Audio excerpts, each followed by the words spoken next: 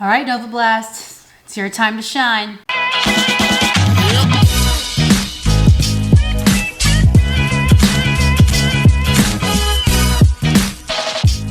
Good morning, YouTube. What's up, guys? I hope you're safe and healthy and happy and doing okay. I'm wearing the same shirt as I did in my last video because I'm filming them back to back and I'm too lazy to go upstairs and change. Today is an exciting day because we finally have the full review of the ASICS Novablast. I told you guys I'd get to the full reviews eventually.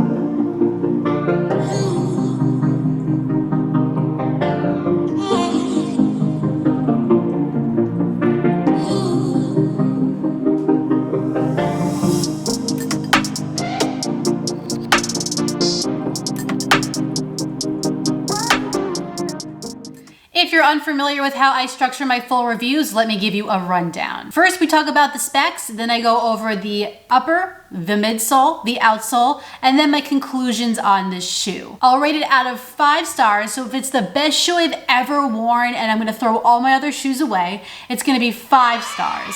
And if it's the worst shoe I've ever run and I never wanna look at it as long as I live, it's gonna be 1 star. Then at the end, I'll throw up a screen with the pros and the cons so you can get a visual idea of what I liked and disliked. Whew.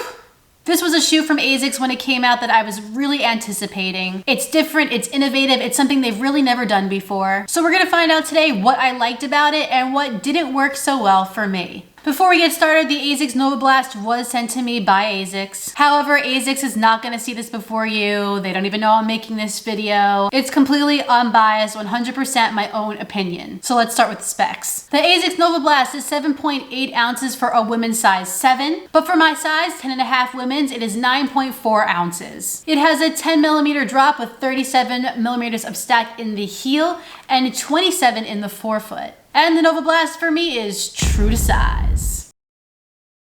ASICS is using a multi-directional mesh in the Novablast. And as you can see, there's a lot going on here. We got layers of material, we got some overlays, but overall I did find the Novablast to be breathable. Like I said in my first run impressions of this shoe, I don't find it to be the most breathable shoe and I feel like it could be more, but it wasn't a huge issue. I've taken this shoe on plenty of scorching hot days and my foot didn't feel like it was baking, so I'll give it a pass, although I think they could do a little bit better with this upper. Another thing that I did mention in my first run impressions is that I felt like this upper was stiff. And I think the multi-directional aspect of this material does kind of contribute to that. I was interested to see with time if this material would sort of give and it would become a little less stiff and a little less voluminous. I can never say that word right. But honestly, it looks exactly the same as when I took it out of the box. And that's after like 60 miles. One of the good things about this toe box for some of you is that it's very roomy. I have a narrow foot. I had plenty of room for my toes to splay, but I think a wide foot would do just fine in this area. Although it does seem to get a bit narrow in that midfoot, which we'll talk about a little bit later. The laces of the shoe I'm not a huge fan of. They're a little thin. I am able to get a good lockdown fit through the midfoot, so that's fine. The tongue is very cushioned and comfortable, and we do have some padding around the ankle collar. Not a lot, but just enough. After 60 miles in this shoe, I have not had any hot spots, no blisters, no discomfort. Overall, I like it. Do I think it could be better? Yes. This material just seems old-fashioned. ASICS is using a full-length midsole of Flytefoam Blast, and it is an amazing foam. It is easily my favorite thing about this shoe. We had not seen an exciting midsole foam from ASICS in a while, but then all of a sudden they just came through with this Flytefoam, and it was like, whew! There are just so many good things about this foam. For one, it's soft, it's super protective, which gives you the ability to go long in this shoe because there's a lot of it underfoot. And it's also incredibly bouncy and responsive, so there's really no issue picking up the pace in this shoe.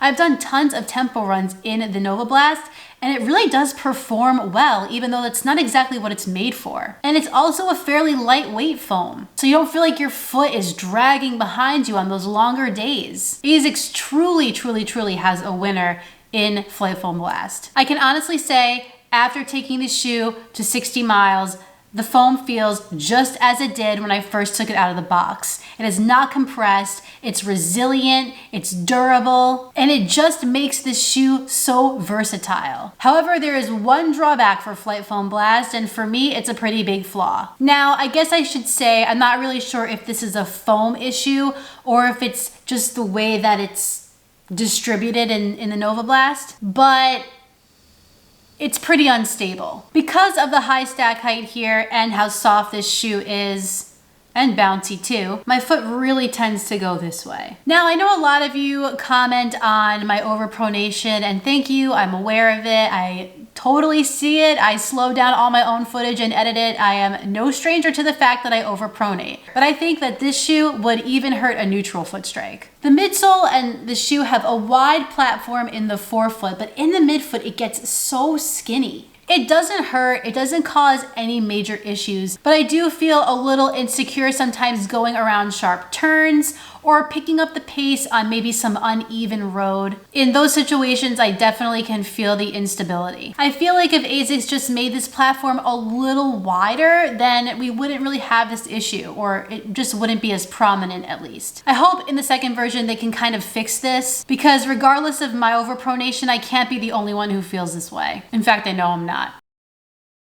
If we turn the shoe over, you'll see that ASICS is using their AHAR Plus material for the outsole. We got it around the perimeter of the shoe and right under the ball of your foot too. I gotta say, I do really like the traction of AHAR Plus. It feels pretty tacky and grips onto pavement with ease. And it's also holding up really well. I'm really seeing no signs of wear on the rubber. I'm just seeing a little bit on the exposed Flytefoam, but that's to be expected, and it's really not even that bad. We've been through a lot of runs, me and the Novablast. We've had some dry days and we've also had some damper days, and I can tell you that it performs well in both situations. Maybe we could lose a little bit in the midfoot area just to cut down on weight ever so slightly, since we are kind of rolling forward and striking here. But hey, if we don't, we don't. I'm not going to be too mad about it. AHAR Plus provides exceptional traction. Its durability seems to be pretty great. What can I complain about?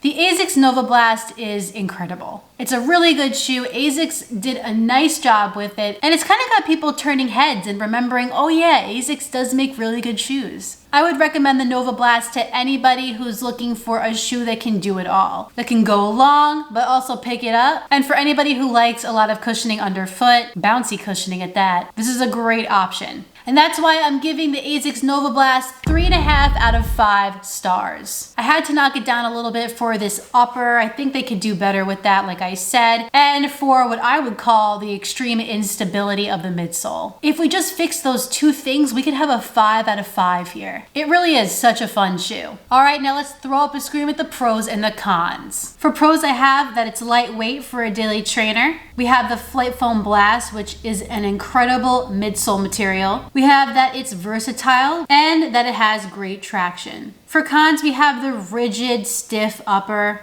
and the extreme instability of this shoe. But really, that's kind of it. The ASICS Novablast is $129.95 on runningwarehouse.com. I'll link it down below so you can pick up your own pair.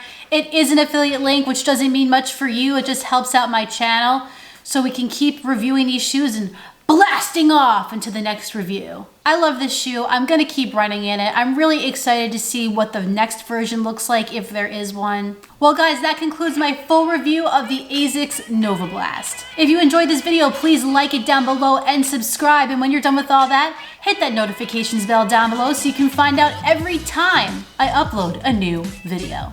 I have another video for you guys next week, but in the meantime, get out there, get on the grind, and don't forget to run like heller.